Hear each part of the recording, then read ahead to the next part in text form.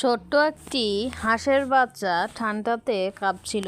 পিছনেই ছিল তার সেই সুন্দর ঘরটি, কিন্তু চতুর্পাশে এত ঠান্ডা, ঘরের ভেতর ঠান্ডা লাগছিল। তাই সে বাইরে এসে দাঁড়ালো। তখনই সুন্দর একটি লাল পাখি তার বাড়ির উপর দিয়ে উড়ে উড়ে যাচ্ছিল। হাঁসের বাচ্চার এই অবস্থা দেখে সে নিচে নামলো।